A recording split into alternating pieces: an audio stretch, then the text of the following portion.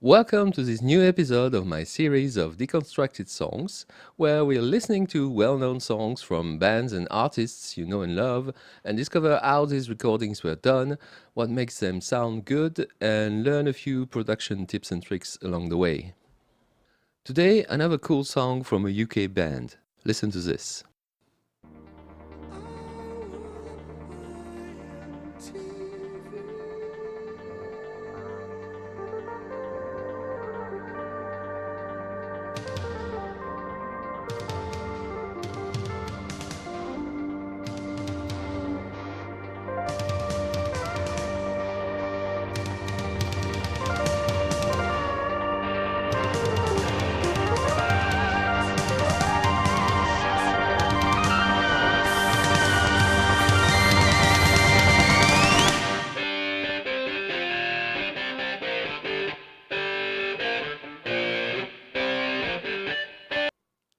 The song is Money for Nothing from Dire Straits.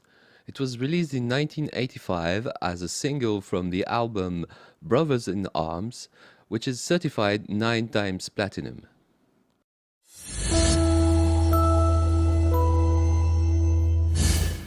The song was written by Mark Knopfler from the point of view of two working class men watching music videos and commenting on what they see. This was the MTV years, and the song refers to it, of course. And then the video ended up winning Best Video on the channel that year.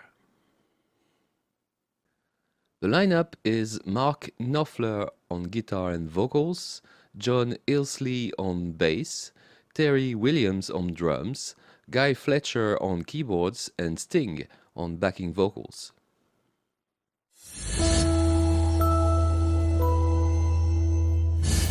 The song is in G minor in 134 beats per minute. It starts with this pretty extended intro with a big fade in that's shut down to leave place to the iconic guitar riff.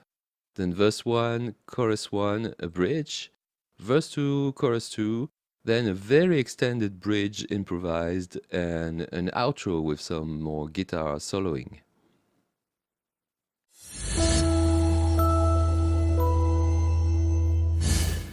During the fade-in intro, the drums are playing with no cymbals and with a very compressed and remote sound. The toms are actually pretty subdued. Most of the groove is played with kick, snare and hi-hat.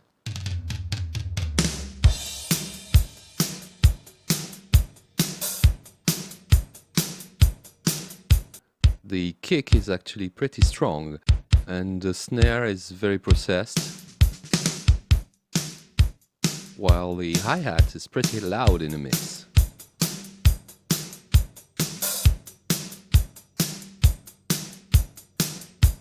Then the bass has a chorus effect on it.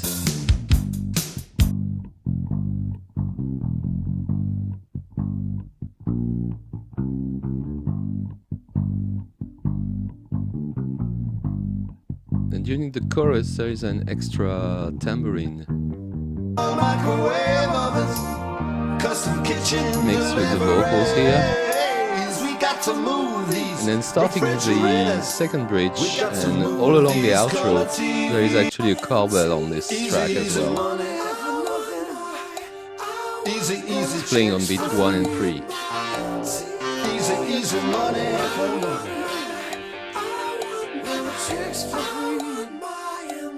That ain't...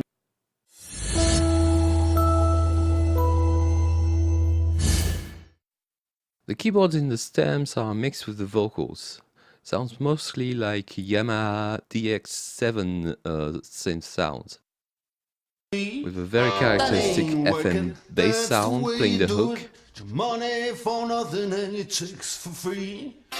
No, that ain't working. That's the way. Now, FM synthesis, and especially the Yamaha DX7, were all the rage in the 80s, allowing to create very distinctive sounds not available to analog synths. We got to install microwave ovens, custom kitchen deliveries. We got to move.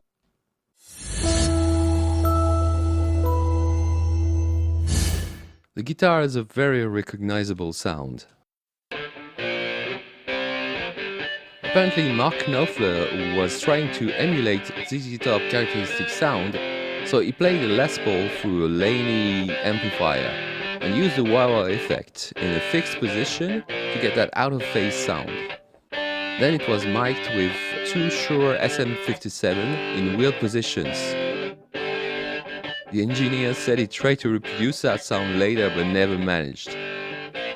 And then no other effects were added to the final mix for that sound.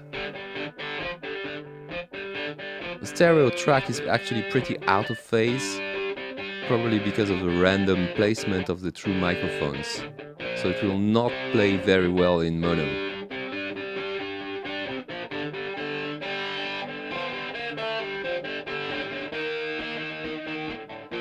During the chorus there is a second guitar,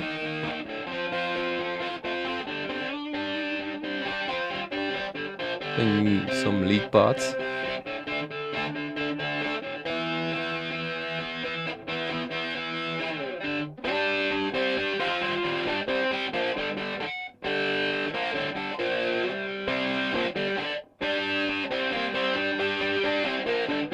And then in the outro there's more soloing there.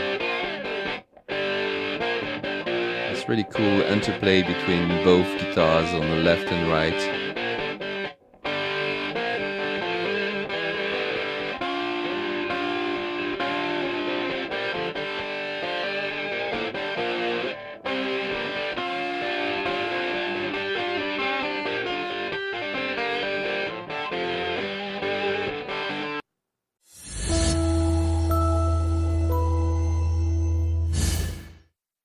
The vocals by Mark Knopfler have some slapback delay and a touch of reverb. Look at them yo-yos, that's the way to do it. You play the guitar on the MTV. That ain't working, that's the way you do it. Your money for nothing and your chicks for free. No, that ain't working. During the chorus, Sting is doubling with more reverb, Custom kitchen, so he's placed a little further in the mix. We got to move these refrigerators. We got to move these color TVs. But then during his bridge, Sting's vocals are louder. We got to move these refrigerators. We got to move these color TVs. Look at here, look at. And then later in the second bridge, Sting is adding this famous "I Want My MTV" hook.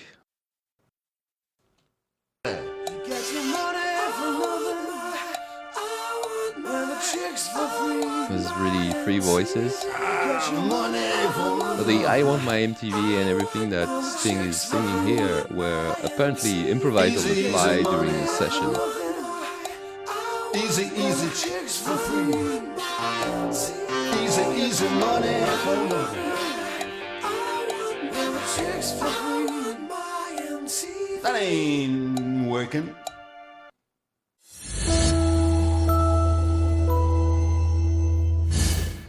So in this episode, we've heard how you can build anticipation with an extended intro and make it work. How you can experiment with mic placement and happy accidents to create a great sound, like the guitar track here. And how you can invite a friend to sing along and create an additional hook on your hit song. I hope you enjoyed that. If so, please give it a like, put your thoughts on the comments, and of course remember to subscribe, because there will be plenty more deconstructed songs in the coming days and weeks. See ya!